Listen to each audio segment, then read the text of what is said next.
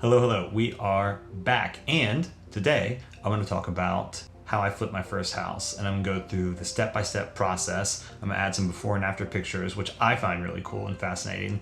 I'm going to add what we did, exactly what we did, not this HGTV BS. We're going to actually get all into it, all the gory little details. And then I'm also going to have, in the end, how much we made on that. Now I say we because I had a business partner at the time, but I have since moved on. So this is how I flipped my first house. And this was years and years ago, Charleston, South Carolina. Back in the day, and it still happens like this a little bit sometimes, that there would be wholesalers. Now what a real estate wholesaler is a real estate wholesaler is someone that gets a deal under contract that instead of closing on the deal themselves and buying it and flipping it or putting it into MLS, they will tack on a fee, a wholesaler fee, and they will flip the contract to an end buyer.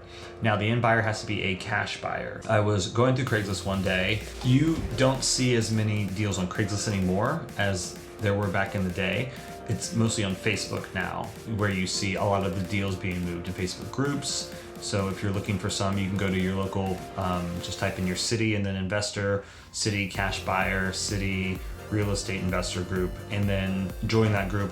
And then a lot of wholesalers will list their inventory on there, which is cool. It has really definitely moved, because back in the day it used to be on Craigslist, and maybe you can still find some success on Craigslist. So found them on Craigslist, and I called it up. And I was nervous because I'd never done it before and I didn't quite know what I was doing. I had sold homes in the 70s or 80 homes by the time that we flipped our first house. So we got to use that experience, and we knew exactly how to comp out the property and exactly what property we were looking for.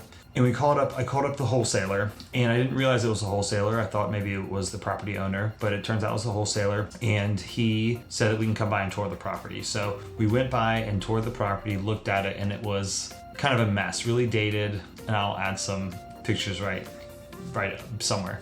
Add some pictures up here of the before process. I think the person had passed away and the kids just wanted to get rid of it, so sold it to the wholesaler.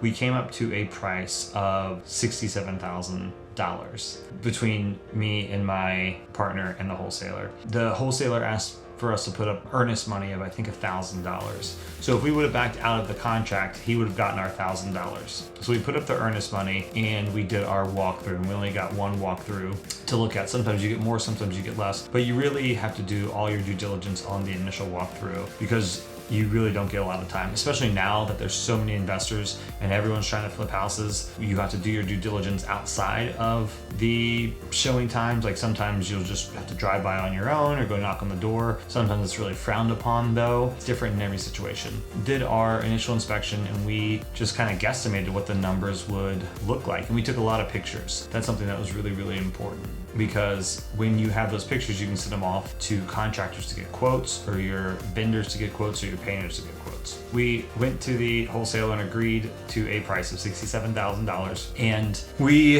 had, I think, 35 days to close. It was a 2-bedroom, 1-bath on almost an acre, which is insane that you could find something that price. That's why I knew it was like a good first flip for us to do, because we could have probably just stuck it into we could have bought it, closed on it, stuck it into the MLS and added $20,000 to it and, made some money. But it was in really disrepair, so we thought this would be a good thing to try to flip and put some money into. Looking at the end numbers, it might have just been better just to throw it in MLS. So we get this under contract, and we didn't have the $67,000 plus what we were assuming was going to be about $30,000 to rehab it. That was just guessing though, because we had not done it before. We had clients that had flipped houses, and we had stayed in touch with them, and we had shadowed them, so we kind of had a general sense of what things cost, but we didn't really know. We had to find some money, and we opened a bottle of wine, drank it, and then we Googled hard money loan businesses and hard money loan people all across the nation, and we called probably about 30 of them. It's very similar to getting a regular loan, where they want 2 years of tax returns, they want your experience, they want your credit score, they want your income, they want bank statements. They're all different Sometimes you can find a private lender that doesn't want anything. Sometimes you'll find people that want even more than what I just listed. That is something that you want to have your documents ready so you can send it off to them as soon as you're ready to go. Found a couple companies that wanted to work with us, even though we didn't have experience, because we listed all of our home sales as experience. We said, hey, we sold this many homes and that gives us some experience. And then lots of the companies agreed with that it would give us experience. Also, they look at the deal. I think more and more, I know there's one big nationwide company that lends hard money loan, and basically they just look at the deal mostly. And it was a good deal. So to figure out that it was a good deal, we looked at the comps. Now, comps are something that we're really good at, and we never are overly optimistic in comps. I'm overly optimistic anywhere else in my life. Comps are not one of them. People come to me on like Instagram or ask me questions a lot about house flipping, and lots of them say, why didn't you add this, or why didn't you make this look nicer, or why didn't you do this or that? Because there's only so much of a budget, and there's only so high of a price you can sell a home for. For most people in markets, they're gonna buy a house through financing, and if it's not equivalent to the comps in the neighborhood, no bank or lender is going to give your buyer the money in order to buy that home. So when people say, why didn't you add, these nice floors, or why didn't you make it nicer? Well, there's only so much budget, because you have a ceiling on how much you can sell your house for, and it would be dumb to eat into your profit just to, add backsplash if you don't have to. So you have to be really, really careful with that. But a great way to look at comps, an appraiser would be appraising your house for the bank, for the buyer, and for the bank. So when the appraiser looks at your house, they'll look at the comps. And how the appraiser does it is how you should do it. Usually, they will go back 6 months to a year, and they'll see everything that's sold around your same square footage and your same bed and baths. So this was years ago. I can't remember exactly what our comp was, but I knew we had a comp for $125,000, if not a little bit more. And there was a 2-bedroom, 1-bath for $125,000. So I knew that we would potentially be able to get $125,000 as an after repair value, an ARV of the home. So if we fix it up and we listed it, the after repair value would be, $125,000. And so we presented all that to our hard money loan officer. We got the loan. Now, we had to put 10% down of the entire price. We had a construction loan, or we had a construction holdback too. So it gets a little complicated, but basically, take the purchase price of the house and then take how much you're going to need for the rehab. So in this case, it was $67,000, and we thought it was going to be $30,000 rehab, 67, 77, 87, 97. So then we put down 10% of that. 10 to 20 is what I've seen some hard money lenders charge. And that is a construction holdback, which means they will give you the initial funds for the house, and then they will give you draws on that construction fund. So on those $30,000, they would give you draws. So you get a little bit of work done, you call them up, they come inspect it, they would give you the draw, and they would deposit it into your bank account. So we had to come up with our 10% down, $12,000. I'm gonna tell you why, because they charge some points up front. Hard money loans do this a lot. They charge anywhere from 2 to 3 points up front. And what that is percentage points of the loan. So if it's a $100,000 loan and they charge 1 point up front, it's $1,000. So they'll charge that at closing, which is just making it more expensive for the loan. It's a very expensive loan. And then the loan will be anywhere from 10 to 15% interest rate on that loan, which means that they take 12 months, let's say it's 12%. Let's say it's a $100,000 house for 12%, and they put 12 months, it's per annum, so it's per year. And then they divide it up per month. So you are paying $1,000 a month for 12%. So that is like your mortgage rate. You're basically paying a mortgage during that time. And they usually have a minimum amount of time that you can sell the house. So it's usually like a 3-month minimum. So they charge 2 points up front, and they make you hold it for 3 months, or they make you pay for at least 3 months of interest when you do sell the house, if it's sold before 3 months. Now, most flippers will have things anywhere from 3 months to a year, but around 6 months is usually a quick flip. So that's usually from purchase to sell, 6 months a quick flip. However, we did it a lot quicker because it was just a cosmetic flip. So basically we just did floors, added some backsplash, and did lots of painting and some other odds and ends around the house, took care of the yard, did some exterior painting, and fixed up the garage. As soon as we got approved for that loan, I put on Thumbtack that we were looking for quotes. So I got, I think, 3 to 5 quotes from a lot of different people. And there's this one guy who we hit off with well and have worked with every single property to this day, which is great. I mean, that never really happens. I feel like a lot of times the hardest part in a house flip process is dealing with your vendors and your they're very, very difficult sometimes. And if you don't set the proper expectations, y'all will probably miscommunicate some way, shape, or form, and it could be a problem. It can add lots of link to your timelines. It can add problems with the city. It's a whole mess if you don't have really, really good people you're working with and you don't set that proper expectation. However, the guy we found was great. He was in and out in, I think, 2 weeks, and the final cost was $19,000. We took pictures. We went to check on everything. That is something that I've gotten worse about now. Now I've worked with him so much I don't even check on things. I just send the photographer out when he says he's ready and send the cleaning crews and call it a day. Oh, we did have it professionally cleaned too. As soon as we got done with it, we went to do all the pictures and the listing paperwork. Now, I'm a realtor as well, so I got to save that 3% that realtors usually charge to list it, and I listed it myself, and we gave away 2.5% to the buyer's agent to bring us a buyer. So some of the final numbers are, oh, and also I thought it looked so nice once we were done. And the professional photography came back in, and we had an acre, which was a little different than the comps in the area had. They had a little less land, so I tried to push it higher. I think we listed it at 129.7. And hindsight, looking back on it, all day long, I should have listed it at 135 to 140. I mean, it would have gone because I think we were under contract in 3 days once we listed it.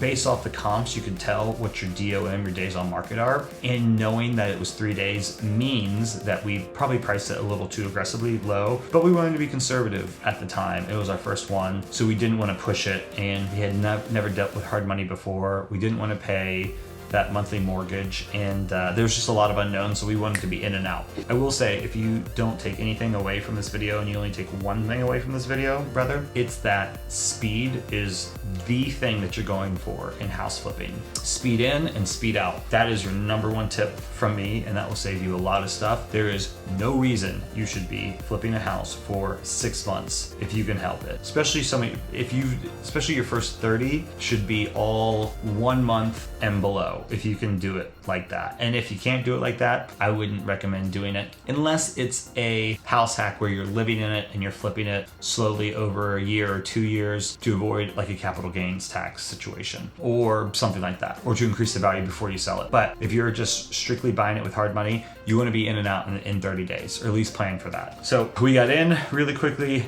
and we got out really quickly, which is another reason why we use the same person over and over and over again, because they were very, very quick to it, and we were very lucky and very blessed to find them. Final numbers is we listed for 129.7, and I believe we got a full price offer on that. We got multiple offers. The realtor fees were $3,200. These are all approximations. They had asked for closing costs because the buyer was, I believe, getting an FHA loan, which is a first-time home buying loan, which means the buyer has to bring 3.5% down to the closing table, and they need a certain amount of closing costs, which usually works out anywhere from around 3 to 5%. 5% is a little high. Mostly 3 to 4% is the closing cost that the buyer needs. And since it's an FHA, a first-time home buyer loan, the assumption there is that those first-time home buyers don't have a ton of capital to put in. So 9 times out of 10, your FHA loans, when you get an offer with an FHA loan, is going to come with a closing cost contingency, asking for the seller, us, to pay closing costs. Now, all that does is that keeps, if you agree to paying the closing cost of 3%, which we did agree, then that means that the buyer can roll it up in their mortgage, and they don't have to come out of pocket with that 3% to the closing table. So instead of 3.5% down at the closing table, they would have to bring 6.5% if we didn't pay the closing costs. But we said yes. And typically, I mean, we would say yes. There's no reason not to. It's just kind of a wash. It just allows them to wrap it up in the mortgage. The closing cost was $38.91. I believe there were some general repairs they asked to do. as soon as you go under contract, there's an inspection period and a repair period where they can do the repairs, or where you can get the repairs done and the buyers can ask for repairs to be done. And I think there's about $2,000 worth of repairs done. That might have been an overestimate, but let's just say for argument's sake, that's what it was. And professional photography, which is another massive tip. I am shocked, appalled, mind blown when people and flippers flip a house and they take a cell phone picture. It is not the same. It is night and day difference, especially nowadays where everyone is buying houses and coming into contact with houses initially online. No way in hell should you have a cell phone picture. I mean, just get out of here with that BS. It's stupid. Anyway, and then we had our 3% points down that we had to do, and our 12% and the attorney fee. So the attorney on the seller side doesn't cost that much. I believe it was like $500, and we had to pay deed stamps, which is 3.7 per every 1,000, and that is a county tax. Roughly roundabout, because of my little numbers, I forgot to do my deed stamps. Oh well. I think we walked away with somewhere between 27 to 28,000 profit from that flip. Now, what's interesting about flipping is you say, okay, great, you know, almost 30 grand for a month worth of work. Yes, true, that is great. However, it's a capital intensive business. We were doing, about halfway through, we decided to buy another flip, and it was I think it's $130,000 flip, and I'll make a video on that. We had to put that 10% down again, plus the rehab cost. So it was somewhere between like 15 to 17,000 we had to put down, which means when you're flipping multiple properties at once, your cash is constantly going out, and you can have 3 projects going on. You can be making good money from the projects, but you're also reinvesting in the business. It's certainly not a go in, make a ton of money and keep it all to yourself kind of thing, much less taxes. I'll get into that in another video too. But it's a very capital intensive business, and I feel like a lot of people miss that when they're thinking about getting into it. You have to have a lot of capital. Even if you're using hard money, you have to have a lot of capital. You have to come out of pocket for the repair costs up front before you get reimbursed on the back end. You have to pay your mortgage every month, and you have to be paying for your lead generation to find the next deal at the same time. So all that money you're pretty much reinvesting back into the business. Anyway, that was our first house. It was actually relisted recently, and I'll put that back up there. And it sold again very, very quickly. And I think the new buyers kind of let it go into, well, not disrepair by any means, but I think it looked a little better when we flipped it. I think it looked a little cleaner and a little better when we flipped it than when the new buyers did. But I'll show you the numbers on what the new buyers resold it for, because that was a lot more than what we sold it to them for. So they made a great profit on it for living in it for a couple of years, which was great. Good for them. Everybody made money, which is really, really nice. It's a great house. I think another great strategy for that house would have been to refinance out of it. The numbers were such a good spread. We could have gotten a 70% loan to value cash out refi, or any kind of refi actually, and kept that as a rental. It would have probably rented for about $1,000 to $1,200 a month, because the rents are really high in that area. So it might have been a missed opportunity. However, we wanted just to grab some quick cash and get out of Dodge, and that's what we did. Let me know if you have any questions. It was just a very, very quick topical overview of how I flipped my first house. And there is lots more videos coming from other houses that I've flipped, what I've learned from them, some tips and tricks. Stay tuned, check out the other videos.